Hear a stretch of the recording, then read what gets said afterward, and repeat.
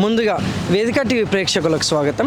వేదిక టీవీ చేపడుతున్న సర్వే ఏదైతే ఉందో ఇది కేవలం ప్రజల అభిప్రాయాలు మాత్రమే. వేదిక టీవీ అభిప్రాయం కాదు. నిజాన్ని నిర్భయంగా ప్రజలతో మాట్లాడి చర్చించడానికి వేదిక టీవీ ఎల్లప్పుడూ కృషి చేస్తుంది. ఇందులో భాగంగా ఈరోజు సూర్యాపేట జిల్లాకు రావడం జరిగింది. మరి ఈ సూర్యాపేటలో ఉన్నటువంటి కొత్త బస్ స్టాండ్కి చాలా గ్రామాల నుంచి ప్రజలు నేరేడుచెల్ల, భీమారం, కోదాడ, తుంగతుర్తి, ఖమ్మం, తొర్రూరు, మహబూబాబాద్ నుంచి ప్రజలు ఇక్కడికి రాకపోకలు సాగిస్తుంటారు.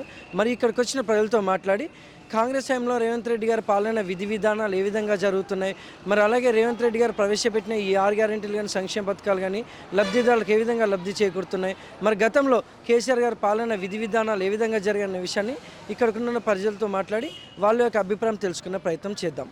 రిపోర్టర్ కార్తిక్ గౌడ్, వేదిక టీవీ. నమస్తే సార్. నమస్తే. మీ పేరు సార్?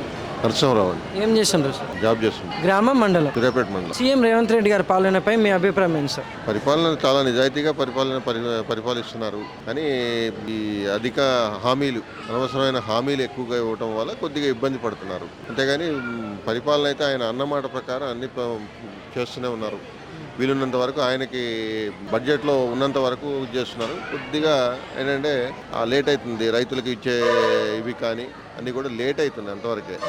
కానీ అన్ని ఇచ్చిన హామీలు ఇవ్వడానికి ప్రయత్నం చేస్తూనే ఉన్నారు. మరి గతంలో కేసీఆర్ గారి పాలనపై మీ అభిప్రాయం ఏంటి సార్? కేసీఆర్ గారి పాలన కూడా బాగున్నది కానీ దానికంటే కూడా ఇదే ఈ ప్రభుత్వ పాలన బాగున్నది. Thank you sir. వచ్చేసమ్మా, మీ పేరమ్మా? పద్మ. ఏం చేస్తుంటారమ్మా?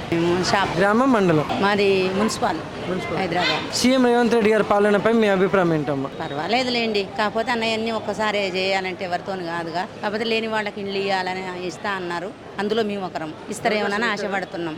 పేరు వచ్చింది, ఎప్పుడు వస్తాయి అనేది తెలియదు. కరెంటు ఇస్తూనే ఉన్నారు, కరెంట్ ఇస్తున్నారు, పింఛన్ ఇస్తూనే ఉన్నారు. కాకపోతే 4000 చేస్తా అన్నారు, చేయలేదు. మరి గతంలో కేసీఆర్ గారి పాలనపై మీ అభిప్రాయం ఏంటి? అది కూడా ఓకేనండి, చాలా బాగా చేశారు. ఆయన కూడా చేశారు, చేయలేదనేది ఏం లేదు. ఆయన కూడా కళ్యాణ లక్ష్మి ఇచ్చిర్రు, రుణమాఫీలు చేసిర్రు. ఆయన కూడా పర్వాలేదు, మంచిగానే చేసిర్రు. పింఛన్ లేని వాళ్ళకి పింఛన్లు ఇచ్చిర్రు. 1000 రూపాయల కాడ నుంచి 4000 దాకా పెంచిర్రు ఆయన కూడా. థ్యాంక్స్ అమ్మా. సార్ నమస్తే. మీ పేరు సార్? సార్ మా వ్యవసాయం. గ్రామం, మండలం? నారాయణగూడెం, పెన్బాడ్ మండలం. సీఎం రేవంత్ రెడ్డి గారి పాలనపై మీ అభిప్రాయం ఏంటి సార్? సీఎం రేవంత్ రెడ్డి పరిపాలన మాటలు హామీలు ఇచ్చి కానీ ఒక్క హామీని కూడా నెరవేర్చలేదు. ఇప్పుడు రైతు బంధు కానీ 3 ఎకరాల వరకు వేసిండు.